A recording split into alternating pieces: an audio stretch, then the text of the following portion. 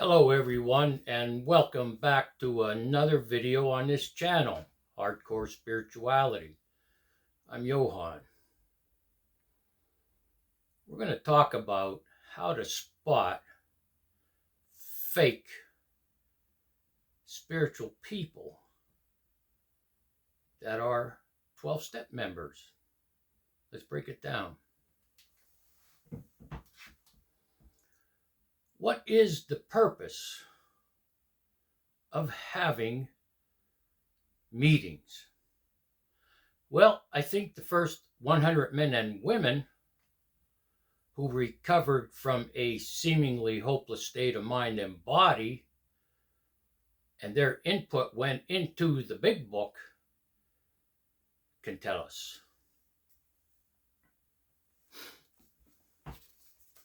In the foreword we read on page XII, we of Alcoholics Anonymous are more than 100 men and women who have recovered from a seemingly hopeless state of mind and body.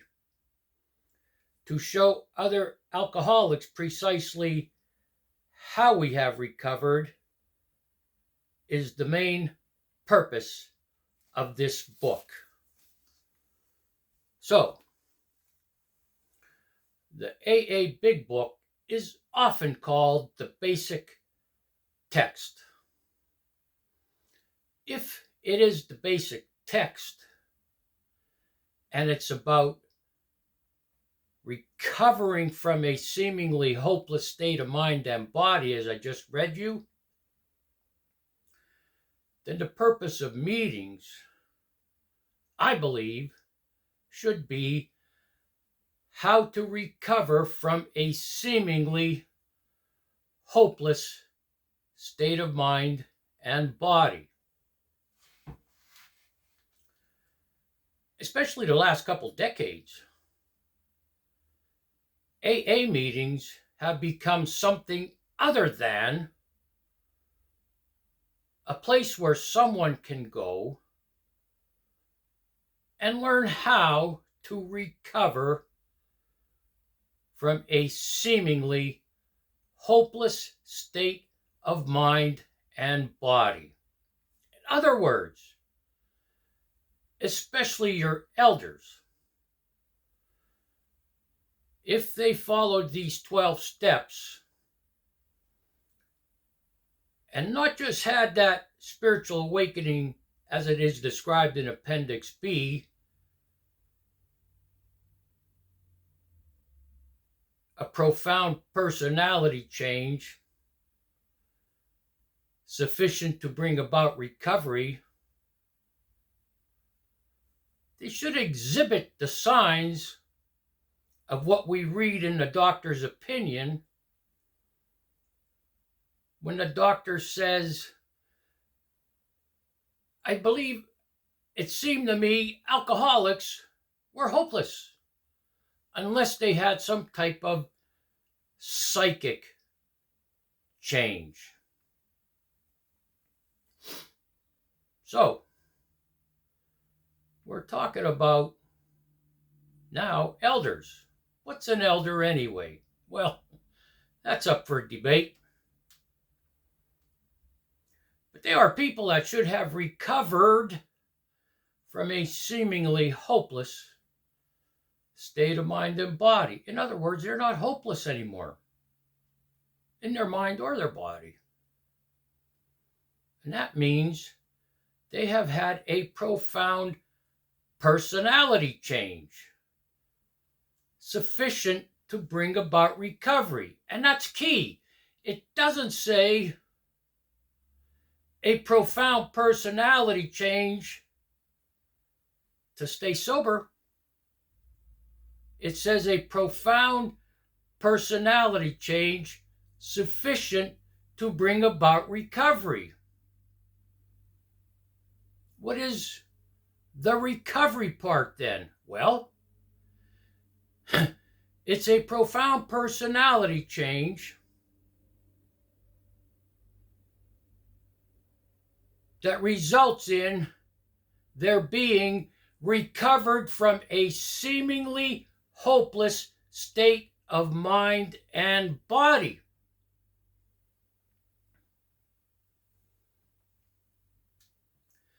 If you haven't watched any of my previous videos, I've referred to this book I've read by Dick B., who was one of the first 100 men and women that recovered from a seemingly hopeless state of mind and body. Let me read you something from this book.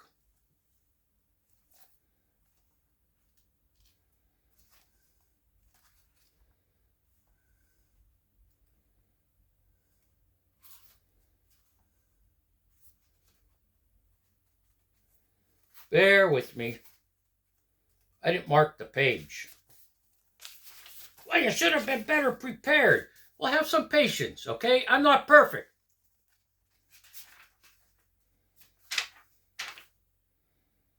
Here we are in this book by Dick B. on page 6.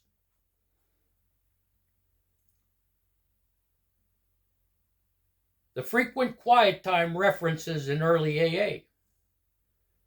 We are not in the dark as to where early AAs obtained their prayer and meditation teachings. Only the roots and specifics are missing today. Frank Amos, who was soon to become one of AA's first non-alcoholic trustees, was dispatched to Akron, Ohio in 1938 by John D. Rockefeller Jr.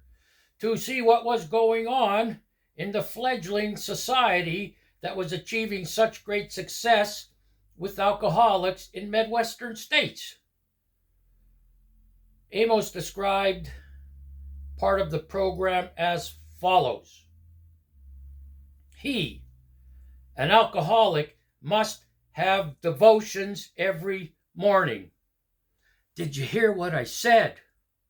This is about early AAs.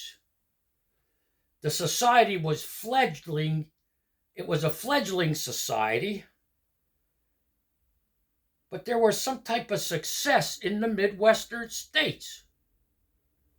So John D. Rockefeller dispatched Frank Amos, a non-alcoholic trustee, to go out west to see why they were successful. Here's what he found. An alcoholic must have devotions every morning, a quiet time of prayer and some reading from the Bible and other religious literature. Unless that is faithfully followed, there is grave danger of backsliding. Then AA's official history and biography added these observations. So this is from AA's official history. The AA members of that time did not consider meetings necessary to maintain sobriety. They were simply desirable. Morning devotion and quiet time, however, were must. They did not consider meetings necessary to maintain sobriety. Who felt that way? Those alcoholics that were having devotions every morning, quiet time and prayer, reading from the Bible or other religious literature, which was key to their success recovering from a seemingly hopeless state of mind and body. Okay?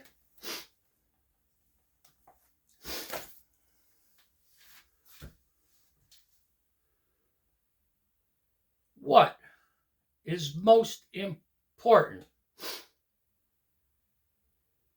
to these 12-step members today? Well, we'll talk about AA because that's my experience, and I just read from that book by Dick B., who was one of the first 100 men and women to recover from a seemingly hopeless state of mind and body. Well, we know what their focus was on. What's the focus on today? Planning your day around a meeting, right? Planning your day around a meeting. What are meetings about? Are they about teaching people how to be recovered from a seemingly hopeless state of mind and body. No, I'm going to tell you one reason why.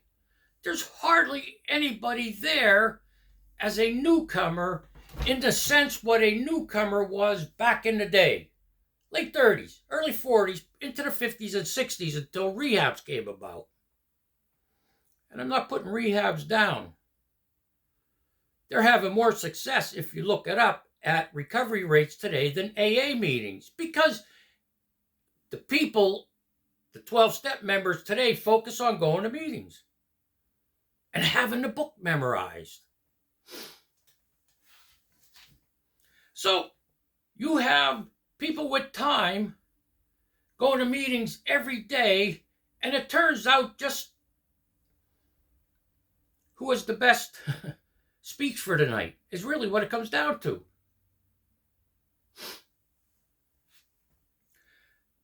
But it's more than that. That's just part of it. Because from what I see, my experience, my observations, especially the last 2 decades, quite different from 1988. AA has become a sounding board for people with time to come in and complain.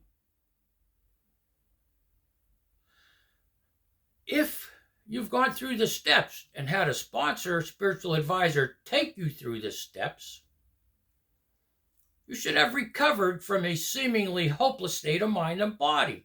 Hopeless, right?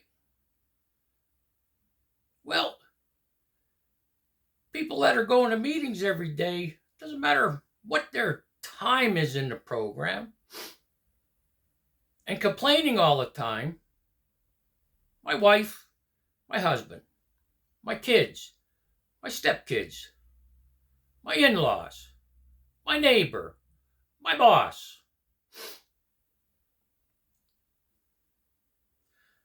It doesn't sound to me like they've recovered from a seemingly hopeless state of mind and body. And people that do that shouldn't go to AA meetings for counseling.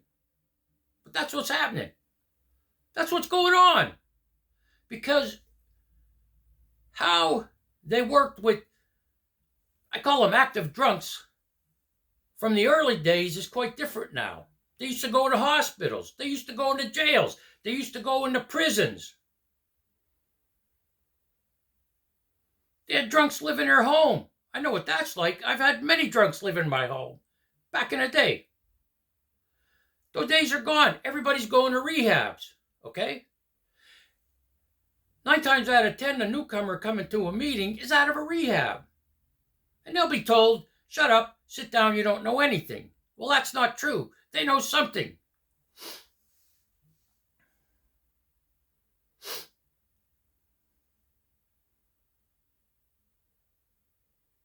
So what's going on in these meetings every day? Well, it's become a social club and a place to air your dirty laundry, about your wife, your husband, your kids, your stepkids, the in-laws, the neighbor, the boss.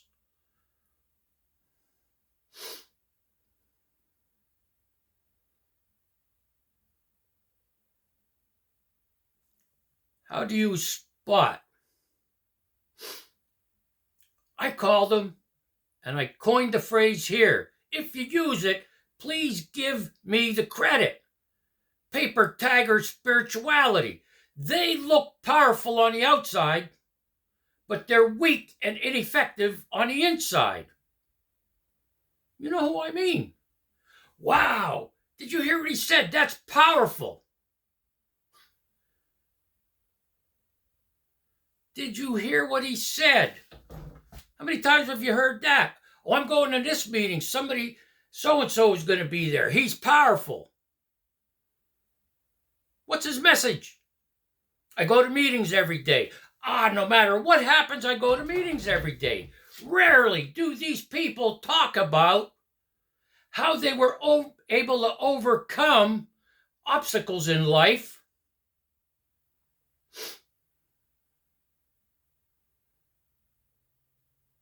And what techniques they used. I said this before the video. I know people with 15, 20, 25, 30 years that sit in meetings when it's the 11th step and say, I don't meditate. I don't meditate. I take it back. There's a couple that say, I meditate while I'm driving to work. I focus on my life while I'm driving to work. I'm focused on it. I'm concentrating and contemplating where I'm at with my spiritual walk while I'm driving. Yeah, I believe that, right?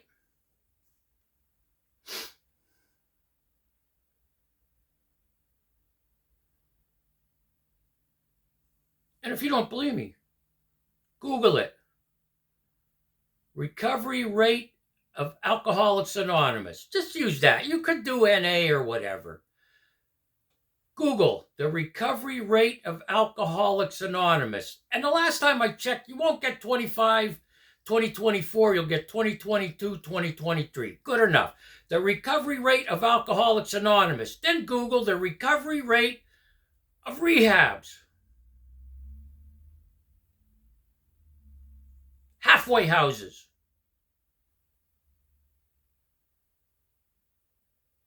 And after you watch this video,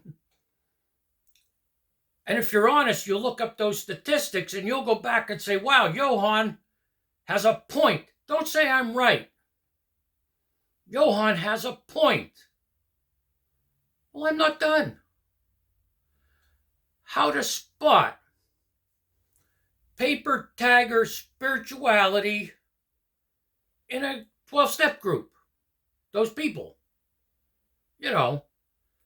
Paper tagger spirituality, they're powerful, or, oh, he sounds powerful. Those people who are really, if you sit back and think about it, and maybe you will now that you watch this video, they're weak and ineffectual on the inside. Here's how you spot them. Well, first of all, you don't have to believe me that they come in and use meetings as a sounding board, complaining about every little thing, even talk politics. I've heard them say, well, pray for this football team because we want them to win. You know what I'm talking about, don't you? I'm not saying don't have compassion. I'm not saying don't have empathy, but prayer requests belong at another time and place. Oh, rarely have I seen a newcomer come in and somebody said, well, let's have a moment of silence and pray for the recovery of this newcomer. How many times have you seen that happen? Zero.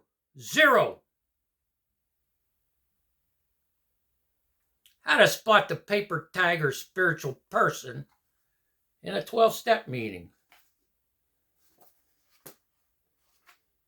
Here we go.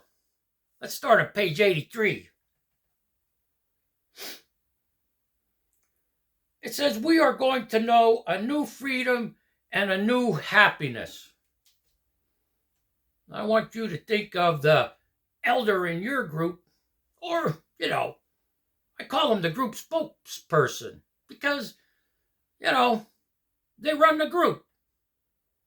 The group doesn't do anything without them giving it the okay. And that person may bring up maybe a change in the format, which should be done at a business meeting. Well, because he or she said it, we'll just, it's okay. We won't have a group meeting. We're going to know a new freedom and a new happiness. Well, if you are going to AA meetings every day, what's your new freedom? Because that's like being a slave to alcohol. Remember being a slave to alcohol? Well, you're supposed to be free now. Okay? Some say you just switched addictions. And a new happiness.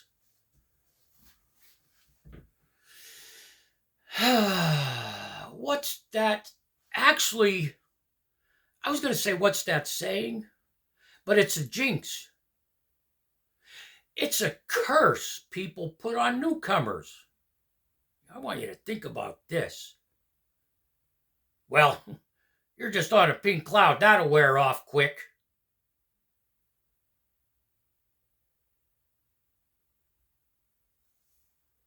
Stop cursing newcomers. Jinxing them. They find a new freedom and a new happiness, and all of a sudden the people that have been there for a while are jealous. Well, 9 times out of 10, that newcomer will just, blend in with everybody else and do what they're doing. Or they'll say, screw this, I'm leaving, and do what I do. Live my life. Be happy, joyous, and free for real. What's next? We will not regret the past nor wish to shut the door on it. How many times have you been to an AA meeting where somebody with some time was a little bit down about something, again, that happened in their past because they happened to think about it?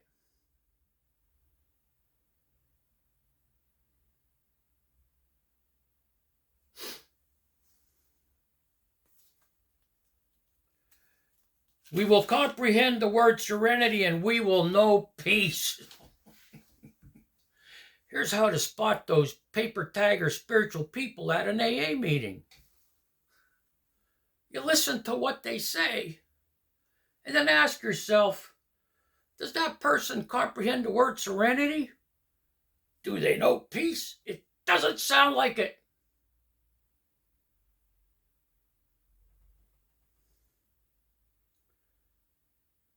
No matter how far down the scale we have gone, we will see how our experience can benefit others. Oh, yeah. Here's your experience.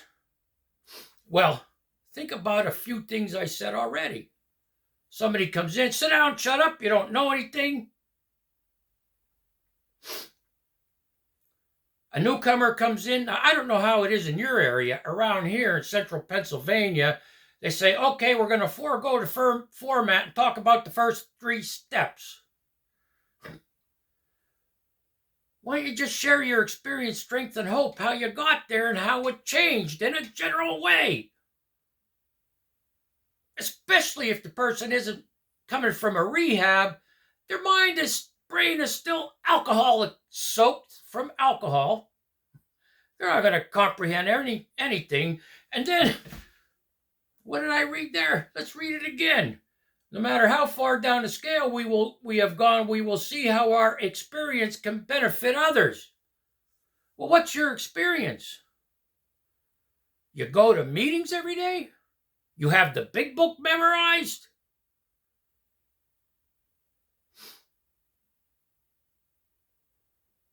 Well, if you want what we have, you'll do what we did. Go to meetings every day and memorize the big book. That feeling of uselessness and self-pity will disappear. What is self-pity anyway? What does uselessness mean? Well, let's put the self-pity part into perspective. Those people coming in complaining about the wife again, the husband again, the kids again, the stepkids again, the in-laws again, the neighbor again, the employer again.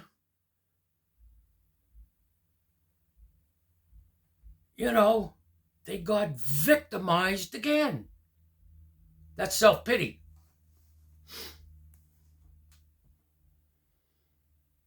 We will lose interest in selfish things and gain interest in our fellows. What are some selfish things? What selfish things will they lose interest in? And how will they gain interest in their fellows?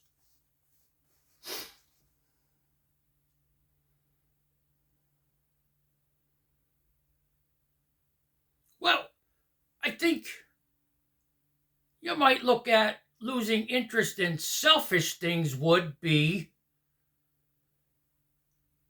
elders sit in the back of the room, people with some time under them. When a newcomer comes in, forego the format and go around and say, you, tell the newcomer in a general way what it was like, what happened, and what it's like now. I thought AA wasn't supposed to be so organized. Well, we got to stick to the format. I know what somebody's saying right now. Man, when Johan talks about this stuff, he seems pretty angry. I'm not angry. I'm upset. People are dying. People are not going to AA for these reasons. They're not recovering from a seemingly hopeless state of mind and body because of this nonsense. Self-seeking will slip away. What is a self-seeker? That's the my way or the highway person. My way or the highway. If only my wife would do this. If only my husband would do this. If only my kids would do this. If only my stepkids would do this. If only my in-laws would do this. If only my neighbor would do this. If only my employer would do this, I'd feel better.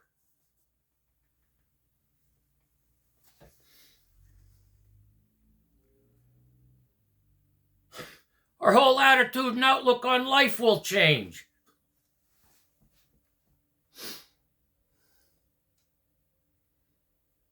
I don't even think I have to explain my take on it.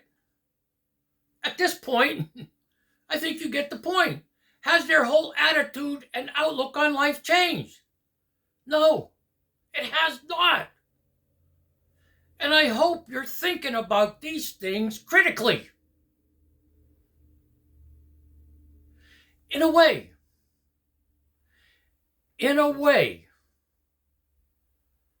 you folks that go to meetings every day, a lot of you too. A lot of you 2 meetings a day. All right? In a way, you're ignoring your family like you did when you were drinking. Sure, they might know where you're at, but guess what? Before you got sober, they lost you to the drink. Now you're sober, they lost you to these meetings and these other people.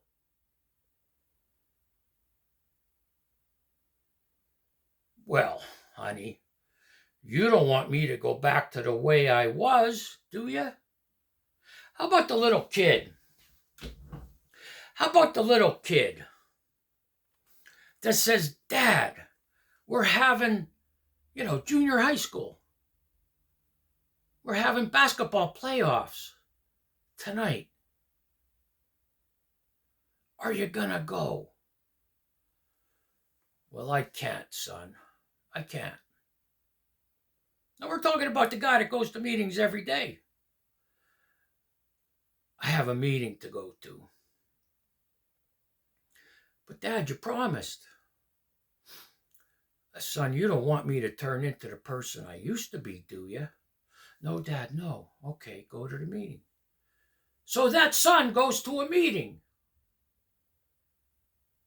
To a basketball game, I'm sorry. The son goes to the basketball game. The father goes to a meeting. The son's friends say, Jimmy, where's your dad? Because the dad has missed years of basketball games. Now he's sober. The kids told everybody, my dad's coming to the next game. Where's your dad? Well, he has to go to those meetings so he doesn't go back to the way he was before.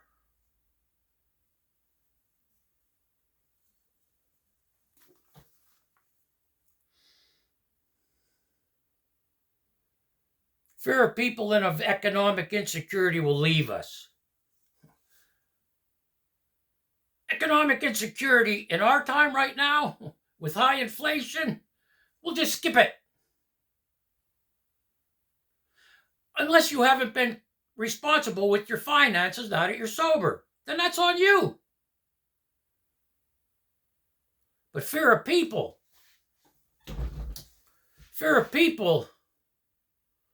will leave us. How does that come about? What does that mean anyway? What could you, if you're on this spiritual path in AA for a while, what could you be afraid of people? What's the reason you could be afraid of certain people?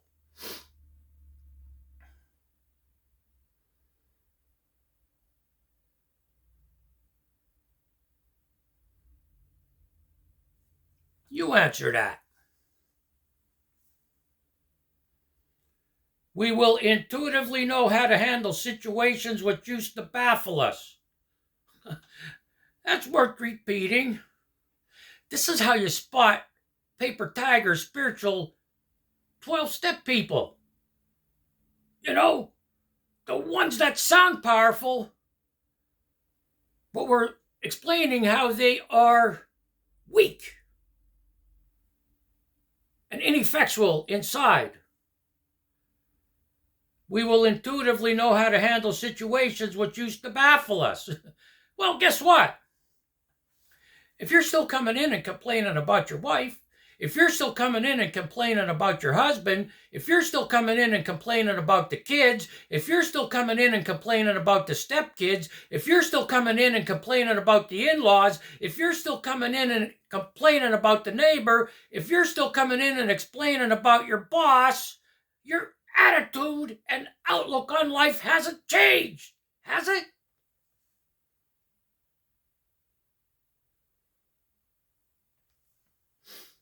That's just one example.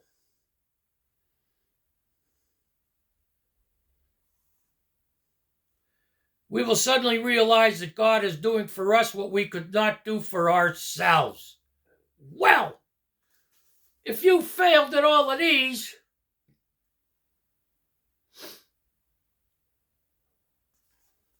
then God isn't doing much, for a lack of better words, for you. Is he or she, however you look at God. We will suddenly realize that God is doing for us what we could not do for ourselves. Oh, that might pertain to the people that say, I don't meditate. I don't seek through prayer and meditation to improve my conscious contact with God. And I don't pray for the knowledge of his will for me, because I still don't like my wife telling me what to do. I still don't like my husband telling me what to do. All those things I mentioned earlier. And what was God's will for you when your son wanted you to go to that basketball playoff game?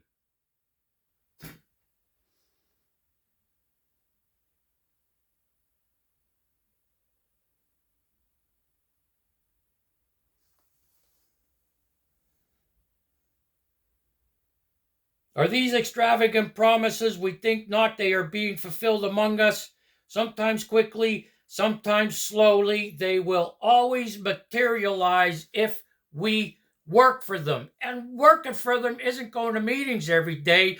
Working for them isn't still having a shitty attitude and outlook on life. Working for them isn't complaining about all those people I said.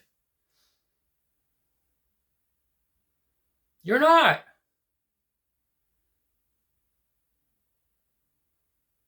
You have not recovered from a seemingly hopeless state of mind and body. You're still hopeless. And what you're teaching these newcomers is, it's okay. It's okay. You don't have to practice the steps. Just go to meetings every day and memorize the book.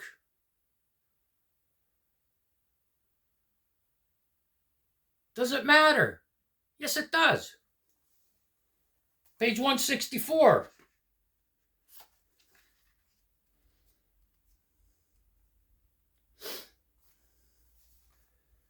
Still you may say, but I will not have the benefit of contact with you who write this book. We cannot be sure. God will determine that, so you must remember that your reliance is going to meetings every day and memorizing the big book. Oh no, it doesn't say that. Let me start again. But I will not have the benefit of contact with you who wrote this book. We cannot be sure. God will determine that. So you must remember that your reliance is always upon Him, capital H. If you go to meetings every day, you will create the fellowship you crave. Oh no, that's not what it says. He, capital H, will show you, that is God, how to create the fellowship you crave. All the answers are in this book. That's what it says next. All the answers are in this book. Oh wait, no it doesn't. Our book is meant to be suggestive only. See, this will get you started.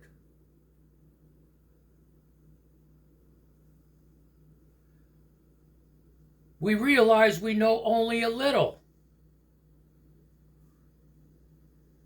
God will constantly disclose more to you and to us.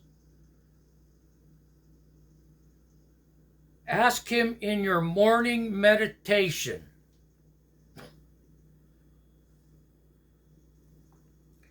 Ask Him in your morning meditation what you can do each day for the man who is still sick, or the women, or people.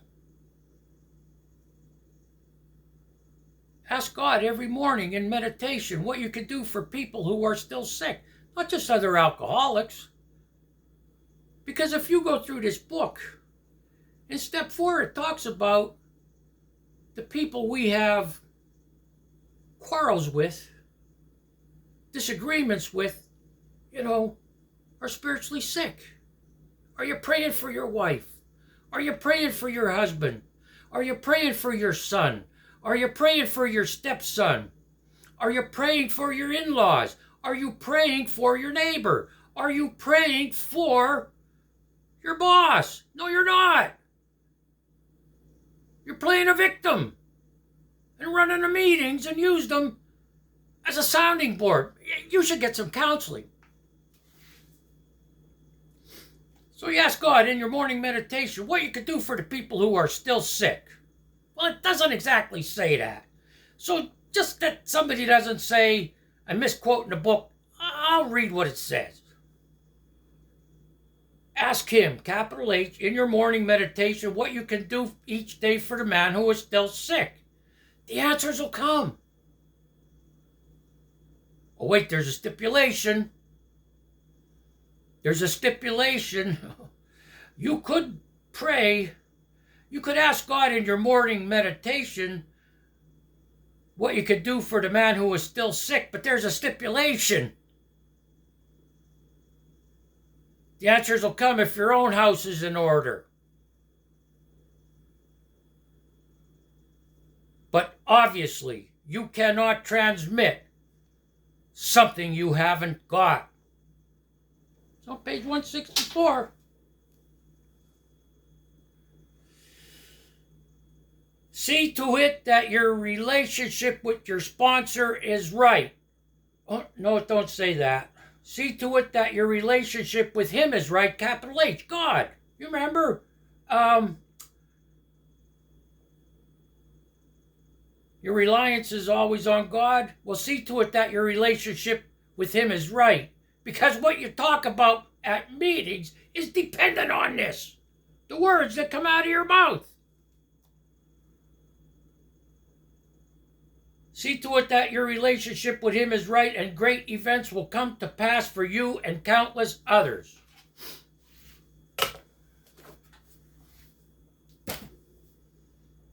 Have at it in the comments.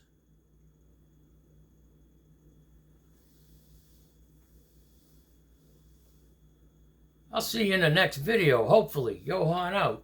Peace.